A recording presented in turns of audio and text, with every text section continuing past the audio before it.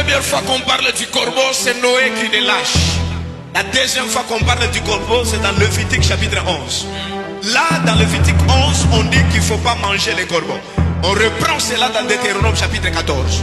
On dit qu'il ne faut pas manger les corbeaux. C'est un oiseau impur de la même catégorie que les perviers et d'autres oiseaux impurs.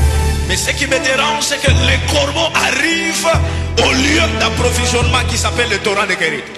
Et ce qui m'intéresse pour comprendre la profondeur de ce texte, il faut aller dans Luc chapitre 12, le verset 24. La Bible dit, les corbeaux n'ont pas de grenier. La Bible dit bien, les corbeaux n'ont pas de grenier. Les corbeaux ne sèment pas.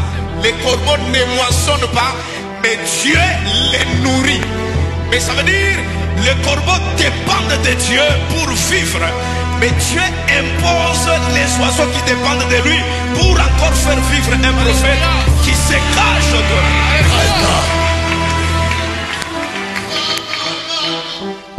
Ça veut dire, dans la nourriture que Dieu donne aux corbeaux, le corbeau divise sa nourriture par deux avec les prophètes qui reçoivent l'ordre de se cacher au Torah de Kérit.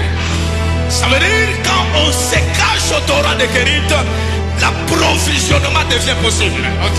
Et quand l'approvisionnement devient possible, le corbeau ne fait plus ce qui s'est dit dans Proverbe chapitre 30, verset 17. La Bible dit, celui qui se moque d'un père, les corbeaux le perceront l'œil. Ça veut dire, le corbeau du Torah ont la capacité de percer l'œil de celui qui se moque de son père.